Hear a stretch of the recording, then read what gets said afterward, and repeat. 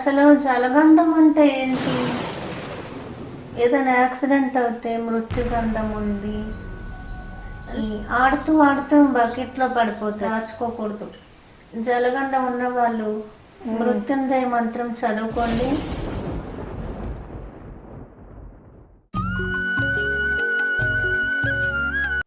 జై గణేష జై పైడిమాంబ. జై గణేష జై పైడిమాంబ. ఈరోజు జలగండం గురించి నేను మా చెల్లి డిస్కస్ చేస్తాము. చెప్పు మానస. అసలు జలగండం అంటే ఏంటి? జలగండం అంటే నీటిలో పడిపోయి చనిపోవడం వాటిని అంటారు అని తెలుసు. జలగండం అంటే మేము ఈ టాపిక్ ఎందుకు తీసుకున్నామంటే, ఈ రోజులు మారే కొద్ది ఈ హోమాలు చేయించుకుంటున్నప్పుడు ఏదైనా యాక్సిడెంట్ అవుతే మృత్యుగండం ఉంది, లేకపోతే ఏదైనా గండం అంటున్నారు. జలగండం అనేది ఈ మధ్యన చాలా మటుకు వినపడట్లేదు. ఈ కొన్ని చూస్తున్నాము, కొంతమందికి కోరుండి, ఇప్పుడు ఒక అమ్మాయి ఉంది, చిన్న పాప, ఈ ఆడుతూ ఆడుతూ బకెట్లో పడిపోతుంది.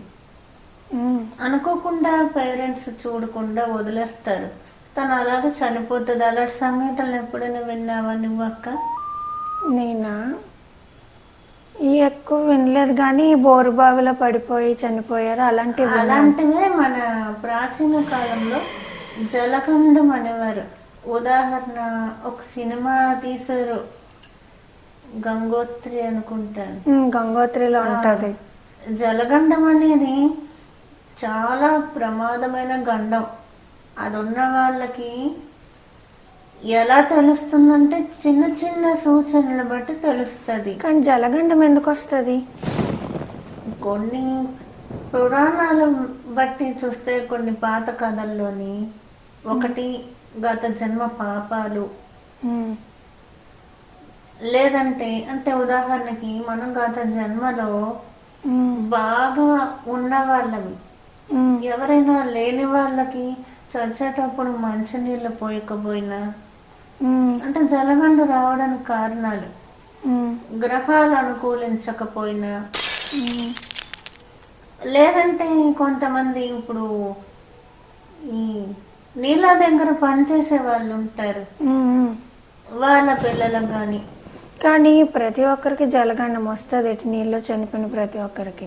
అంటే గత జన్మ పాపాలు, లేదంటే తల్లి తండ్రి మనకిచ్చే పుణ్యాలు, వీళ్ళ వల్ల జలగండం అనేది నిర్ధారించబడుతుందని చెప్తుంటారు. ఇప్పుడు నీటిలో పడిపోయిన ప్రతి ఒక్కరికి జలగండం ఉందా అంటే, ఇప్పుడు నిత్యము చేపలు పడతారా, వాళ్ళు ఎందుకు కొట్టుకుపోరు? జాలర్లు ఎక్కడో 100లో ఒకటి అవుతాయి. అలాంటి జలగండం ఉన్న వాళ్ళకి, ఉదాహరణ జలగండం అంటే జలమే కాదు, చాలా మంది కేసులు చూస్తారా, అన్నం తింటూ మంచినీళ్ళు తాగబోయి పొల్లబారి చనిపోతారు. అంటే అదొక జలగండ లక్షణం. మరి వర్షంలో పిడుగులు పడితే అది జలగండం కాదు. పిడుగు పాట పడేది గండము ఈ జలగండం కింద రాదు. ఈ వర్షంలో తెలియక బురదలో ఇరుక్కొని చనిపోవడం, అవి జలగండం కింద వస్తాయి. ఈ ఒక పెద్ద ఆయన ఉదాహరణకి మంచినీళ్ళు తాగుతూ పుల్ల మారి చనిపోతారు. చిన్నపిల్లలు ఆడుతూ ఆడుతూ బకెట్లో పడి చనిపోతారు. ఈ నిర్లక్ష్యం అంటారు. నిజంగా ఆ తల్లి స్థానంలో ఉండి చూడండి, అంతా పెంచిన తల్లి చిన్న ఆట దగ్గర ఎందుకు వదిలేస్తుంది? మనము అన్నీ నమ్ముతాము మన వరకు వస్తే. ఇప్పుడు ఈ వీడియో చేసామా, ఎంతో మంది నమ్మచ్చు నమ్మకపోవచ్చు, కానీ తన వరకు వస్తే కానీ ఎవరు నమ్మలేరు. ఈ జలగండం అనేది ఎంతగాని ఎన్నో ఎన్నో కథలు ఉంటాయి. చిన్నపిల్లలు నూతులో కాలు కడుక్కుంటూ పడి చనిపోవడం, వాళ్ళకి పూజారి గారిని అడిగితే జలగండం అంటారు. ఈ జలగండం నుంచి తప్పించుకోవడానికి ఈ నదీ స్నానాలు చేయమంటారు. హోమాలు అవి చెప్తుంటారు, అవి నిజమేనా? హోమాల కన్నా నది స్నానం జలగండానికి ఉపయోగపడుతుంది. అంటే ఏంటి, గోదావరి, గంగా, కృష్ణ అలాంటి నదులు. ఇప్పుడు అందులో స్నానం చేస్తే జలగండం తగ్గుతుందా? తప్పకుండా తగ్గుతుంది. అలాంటి వాళ్ళు అసలు చెప్పాలంటే మనం ఈ రోజుల వాళ్ళు వెతుకుతుంటే ఎవరు చెప్తారు? ఏదైనా మనం ఒక విషయం తెలియాలంటే వెనక వాళ్ళని కదా కనుక్కోవాలి. మనకన్నా పెద్దవాళ్ళు అలాంటివి చెప్తూ ఉంటారు. మరి జలగండం అంటే సముద్రంలో స్నానం చేస్తే నదులు ఎవరికి? అది ఇంకా పెద్ద జలగండం.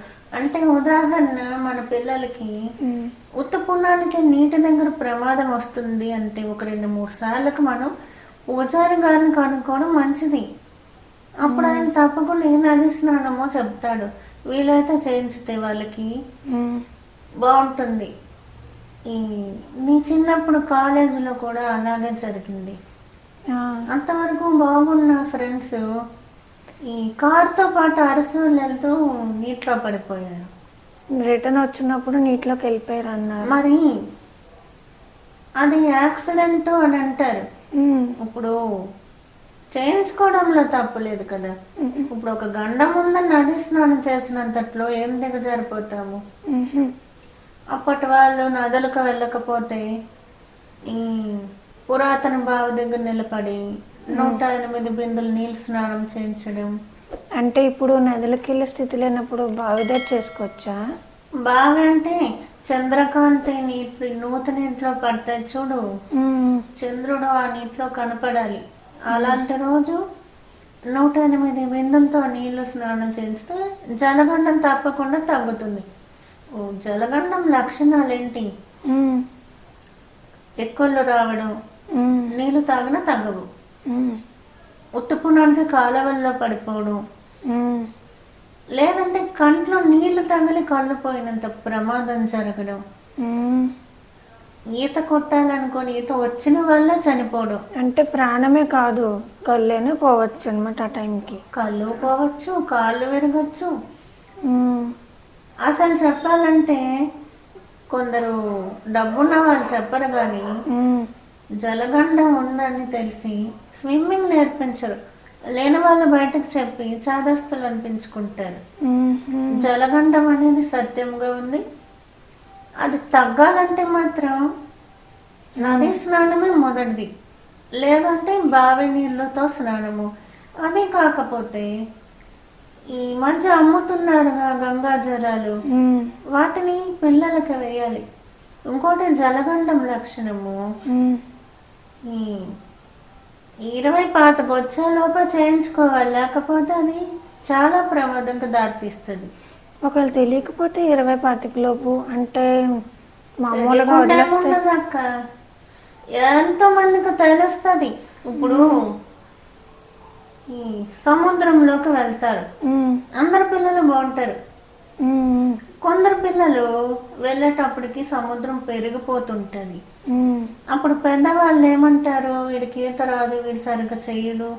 అలా కాదు, జలగండం కూడా ఒక కారణము అవుతుంది.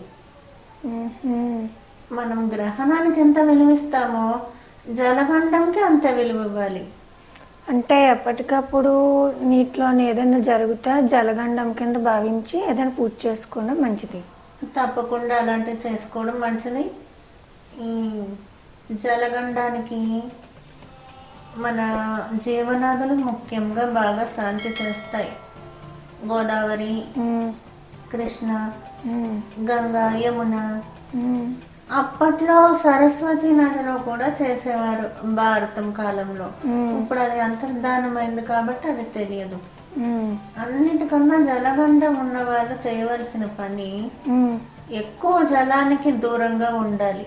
ఎందుకలాగా? కోరుండి ప్రమాదానికి గురవుతారు. అంటే ఏంటి, తాగా నీటి దగ్గర కాదు, ఈ చెరువుల దగ్గర, నదుల దగ్గర వాళ్ళు దాటేటప్పుడు చూసుకోవాలి. దీనికి పరమేశ్వరుడు మృత్యుంజయ మంత్రం కూడా బాగా పనికొస్తుంది. ఈ మృత్యుంజయ మంత్రం అన్నట్లు కొడితే కనబడతాయి. వాటిని పుస్తకంలో రాసుకొని దాన్ని మనం చదువుకుంటే బాగా పనికొస్తుంది. ఈ వీడియో నచ్చినట్టయితే లైక్ చేయండి, సబ్స్క్రైబ్ చేయడం మర్చిపోకండి. ఇప్పుడు మేము చెప్పేవన్నీ ఖచ్చితంగా నిజాలు. తెలుసుండేందుకని మనం ఇది అవ్వడం, ఒకరు చాదస్తం అంటారని మన గండాలని మనం దాచుకోకూడదు. జలగండం ఉన్న వాళ్ళు మృత్యుంజయ మంత్రం చదువుకోండి, వీలైతే నది స్నానం చేయండి. Bye bye. Bye bye. Comment చేయండి.